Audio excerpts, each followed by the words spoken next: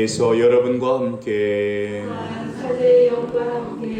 마테오가 전한 거룩한 복음입니다. 주님 영광받으소서. 13장 44절에서 52절까지의 말씀이 복독됩니다. 그때 예수님께서 군중에게 말씀하셨다. 하늘나라는 밭에 숨겨진 보물과 같다.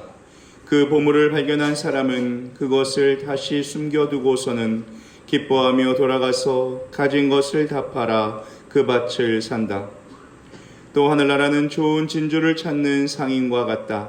그는 값진 진주를 하나 발견하자 가서 가진 것을 모두 처분하여 그것을 샀다. 주님의 말씀입니다. 주님 찬양합니다. 독일의 펠릭스 호프만이라는 젊은이가 대학에서 화학을 전공하고 아주 작은 제약회사 하나에 들어갑니다.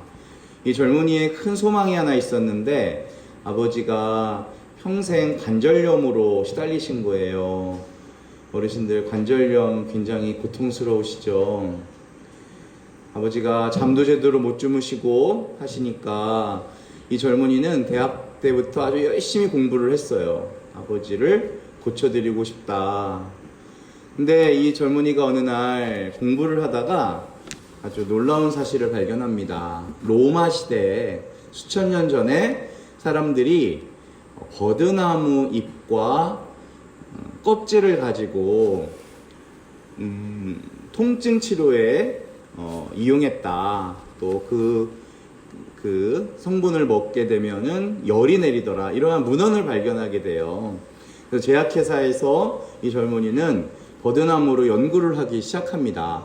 아무도 거기에 동의하지 않았어요. 근데 몇 년이 지나고 드디어 이 젊은이가 버드나무로부터 살리신이라는 성분을 추출하는 데 성공했어요. 이걸로 약을 만들어서 아버지에게 갖다 드리니까 아버지가 통증이 싹 사라진 거예요. 그래서 정말 오랜만에 잠을 푹 주무시게 된 거예요. 그때서야 이 제약회사에서는 이 젊은이의 연구에 관심을 기울이기 시작했어요. 버드나무를 어떻게 해서 더 잘 살리신으로 바꿀 수 있을까를 연구했고 그렇게 해서 약을 만들어냈어요. 그 약이 바로 우리 어르신들 다 아시는 약이에요. 아스피린이 된 거예요. 아스피린. 그 제약회사는 조그만 구멍가게 같았는데 아스피린 하나 때문에 전 세계에서 가장 큰 회사가 됐어요. 바이엘이라고 하는 제약회사가 됩니다. 그러면서 이제 아스피린의 연구팀이 막 수백 명이 돼요. 그러면서 어느 나라 버드나무가 가장 효능이 있는지 전 세계적으로 표본을 다 채취하러 다녀요. 그렇게 해서 수년간 다니다 보니까 가장 효능이 좋은 버드나무는 어느 나라에서 자라고 있었을까요? 어떻게 알았지? 어떻게 알았지? 할머니 어떻게 하셨어요? 한국에서 자라고 있었어요. 한국에서. 그래가지고 이 한국에 자라나는 버드나무를 추출해 보니까 살리신이 2배 더 나오는 거예요. 한국의 버드나무를 채집해서 독일에다가 심어 보니까 얘가 자랄까 안 자랄까? 자랐대. 잘 자라더래. 아주 잘 자라더래요. 감사하네. 버드나무가 꺾꽂이 신문이라 그냥 아무데나 심어도 막 자란대요. 모래밭에 심어도 자라고. 잘 자라는데 문제는 뭐예요?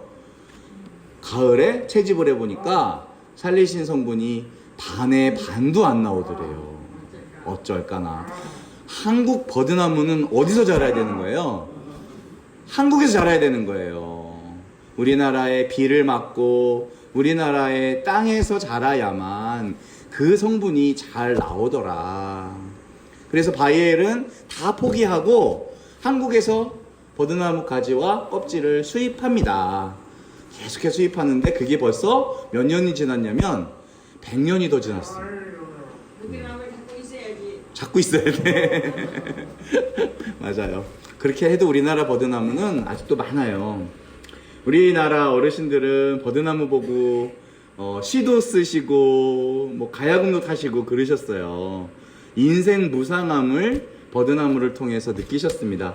물론 그것도 좋은데 이 독일 사람들은 이 식물 한 포기, 벌레 한 마리에 온 신경을 다 쓴 거예요. 어디에 쓰면은 이게 약이 될까, 어떻게 하면 도움이 될까, 이런 생각을 하다 보니까 우리 한국에서 자라나는 좋은 버드나무를 먼저 발견하게 된 거죠. 아직 우리가 발견하지 못한 게 더 많겠죠. 세상에는 참 많은 보물들이 묻혀 있는 겁니다. 주님께서 주신 이 세상 안에 얼마나 많은 보물들이 있을까요? 아스피린 뿐만 아니겠죠. 정말 신비스러운 것들이 많이 있을 겁니다. 하늘나라가 밭에 묻힌 보물과 같대요. 보물을 발견한 사람은 얼른 그 땅을 사는 거예요. 어떤 사람들은 그냥 그 밭을 걸어서 밟고 지나가고, 어떤 사람은 그 속에 묻혀 있는 보물을 발견하는 거예요. 똑같은 땅인데 그렇죠. 값진 보물을 발견한 사람은 자기 거 다 팔아서 그 밭을 삽니다. 이게 당연한 거예요. 일부러 애를 쓴다고 생각하지 않을 겁니다. 큰 것을 얻기 위해서는 작은 거를 포기하는 게 당연한 거예요. 근데 인간의 욕심이 그렇게 놔두질 않아요. 큰 것도 갖고 싶고 작은 것도 갖고 싶어. 이것도 갖고 싶고 저것도 갖고 싶어. 그러다가 보면 다 잃어버리게 되는 거예요. 우리 모래를 손 위에 가만히 얹고 있으면 이게 있지만 꽉 쥐면 다 흘러져 버리잖아요. 우리 사과나 복숭아나 적화도 하고 적과도 하잖아요. 이 아깝다고 작은 열매 안 따내면 다 작을 수밖에 없는 거예요. 아까워도 버려야 될 게 있는 겁니다. 큰 것을 얻기 위해 작은 것을 포기할 줄 아는 것도 은총이다라는 거예요. 하느님 나라를 희망한다면 세상을 꼭 붙들고 있으면 돼요, 안 돼요? 안 되는 거예요. 좀 놀 줄도 알아야 되는 거예요. 이 세상의 모든 것들은 이 세상에서 끝나요. 아무리 많은 복을 받아도 그거는 잠깐뿐인 거. 우리 믿는 사람들은 영원한 복 얻자고 하는 거거든요. 그래서 가장 큰 복은 하느님을 차지하는 복이다 라고 우리는 생각해요. 왜냐하면 하느님 자체가 복이신 거예요. 복을 주시는 분. 천상의 복을 우리에게 주시겠다고 하는 거예요. 그러니 우리는 이 복을 결코 잃어버리면 안 됩니다. 보물을 발견하게 되면 다른 것들은 하찮게 여겨지는 게 정상이에요. 아주 참을 수 없는 기쁨 때문에 다른 것들은 별 볼 일 없어지는 게 맞아요. 오늘 독서에 솔로몬은 주님께 분별력, 지혜를 청합니다. 천상의 금은보화가 아니고 권력과 군사력이 아니라 지혜 하나를 청해요. 다른 거는 그렇게 중요해 보이지가 않았던 거예요. 솔로몬이 청한 것은 하느님 그 자신이에요. 하느님께서 매우 기뻐하시면서 너를 위해서 무언가를 달라 하지 않고 나의 백성을 다스릴 수 있는 분별력을 청했으니 나머지 것도 다 들어주겠다는 거예요. 그게 우리들의 희망이 돼야 됩니다. 바오로 사도는 나에게 이롭던 것들이 예수님을 알고 나서는 해로워졌대요. 나는 그리스도 때문에 모든 것을 잃어버렸지만 괜찮대요. 왜 그런 거냐면 그 모든 것이 모처럼 여겨지기 때문에 쓰레기. 내 거를 다 잃어버렸는데 그 잃어버린 게 쓰레기로 여겨지기 때문에 아무렇지 않은 거예요. 쓰레기를 누가 갖고 살고 싶겠어요? 버리고 싶지. 냄새 나잖아요. 이것이 바오로 사도에게 있어서는 진정한 보물이었기 때문에 그렇습니다. 우리 시편 안에는 인간이 살아가는 모습들이 다 들어있는데 특별히 112장에는 우리가 받게 될 복에 대한 얘기가 나와요. 어떻게 하면 복을 받을 수 있는지. 1절에 행복하여라 주님을 경외하고 그분의 계명들로 큰 즐거움을 삼느니요. 이제 행복한 사람이 누군지를 알려주는 거예요. 그분을 경외하고 그분의 말씀에 즐거워할 줄 아는 사람들이래요. 그러면 우리가 신앙을 갖고 난 복 받은 게 없는 것 같은디 라고 한다거나 언제 복을 주실지 모르겠는데 왜 이렇게 안 주셔? 라고 한다면 우리는 그분의 말씀을 듣고 기뻐할 줄 알아야 돼요. 그러니까 아직 행복하지 않은 거거든요. 너무나 명확하게 써 있어요. 복 받는 방법이. 근데 우리는 말씀을 그렇게 읽고 싶지가 않아요. 그렇게 듣고 싶지가 않아요. 집에 성경책은 다 있는데 그렇게 읽혀지지가 않아요. 정말 우리가 예수님을 믿는다면 우리 안에서 그 말씀이 어떤 변화를 일으켜야 돼요. 그걸 우리가 느껴야 돼, 그 변화를. 그래서 신명기에는 이런 말씀 나와요. 너희가 주 하나님의 말씀을 잘 들으면 모든 복이 내려서 너희 머리 위에 머물게 될 거다. 너희는 성읍 안에서도 복을 받고 들에 나가서도 복을 받을 거다. 너희의 광주리도 복을 받고 반죽통도 복을 받을 거다. 반죽통도 복을 받는데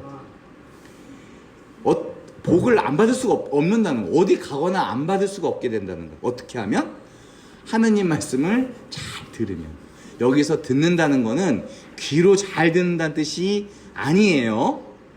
엄마 말 들어! 그러면은 엄마 말로 귀로 잘 들어가 아니잖아요. 엄마 말 듣고 그렇게 해 이 뜻이에요. 지키란 뜻이에요. 지키란 뜻. 전라남도 어느 어촌 마을에 한 고고학자가 여행을 갔다가 한여름에 더워서 구멍가게에 앉아갖고 쭈쭈바를 먹고 있는데 저기 강아지 한 마리가 막 밥을 먹고 있는 거 밥그릇을 보니까 이상하게 밥그릇이 영롱하게 보여. 영롱하게 가가지고 이렇게 보고 깜짝 놀랐어요. 그래서 주인한테 이 밥그릇 좀 팔으라고, 또 이걸 뭘 파냐고 하면서 밥그릇 4개를 5,000원 주고 사왔어. 가서 이거 검사해봤더니 이거 뭐였어요? 고려청자였잖아요. 그래서 최소 하나에 4억 5천만 원짜리였어요. 제일 싼 게. 그래가지고 밥그릇 4개 5,000원에 사가지고 왔는데 이게 어떻게 된 거야? 그래서 이 고고학자가 다시 내려가서 이거 어디서 났냐고 막 했어요. 그랬더니 저기 배에 나가서 물고기를 잡으려고 했는데 어느 날 고기는 안 걸리고 그릇들만 잔뜩 걸려가지고 개나 줬다고 한 거죠. 그래서 이 고고학자가 많은 돈을 들여서 그 바다를 샅샅이 뒤지기 시작합니다. 거기가 어디예요? 신안앞바다. 한국, 중국, 일본을 배가 왔다 갔다 하는데 그게 거기서 폭풍우를 만나가지고 배가 꼬르륵 가라앉은 거예요. 그래가지고 그 안에 들어가보니까 25,000여 점의 고려청자가 발견. 금은보화가 그 안에 고스란히 있더라. 아싸라비야. 이거. 그 박물관에 있어. 박물관에. 예. 우리가 받을 복도 이런 거예요. 우리 구원도 이런 거예요. 내가 하느님 나라 들어가려고 그 귀한 가치를 발견하고자 하면 주어지겠지만 아무 관심 없어. 그러면 그냥 바닷속에 그냥 있을 수밖에 없어요. 우리 초등학교 때 보물찾기 할 때 보물이 막 국민학교 막 그 유치원 때 막 그 유치원 예전에 보물찾기 하면은 막 나무 꼭대기나 뭐 벼랑 끝에다가 놓은 게 아니잖아요. 잘 보이는 데다가 숨겨놓는데 그거를 못 보고 자꾸 지났죠. 이거 하나만 발견해도 진짜 신이 났던 기억이 나는데 아주 가까운 곳에 보물이 숨겨져 있더라. 내 자신이 일단 보물이에요. 내 자신이 얼마나 소중하고 고귀한지를 알아야 돼요. 그걸 알고 나면 우리 같은 방에 계신 할아버지 할머니도 소중하게 여겨져야 돼. 나만 귀하구나가 아니라 내 옆에서 내 속삭이는 이 할망구도 소중하구나라는 거를 알게 돼. 가까운 곳에 보물이 있었구나. 나부터가 보물이고 이 할아버지도 보물이다. 그래야 우리가 하늘나라를 보물로 생각할 수 있어요. 그래야 이게 정말 귀한 거로구나. 다음엔 다른 거는 중요한 게 아니구나라는 것을 알게 됩니다. 멀리 있지 않습니다. 내 방, 내 삶의 자리, 내 직장, 내 가정, 내 이웃 안에 있어요. 보물 잘 찾는 한 주가 되시기를 바랍니다.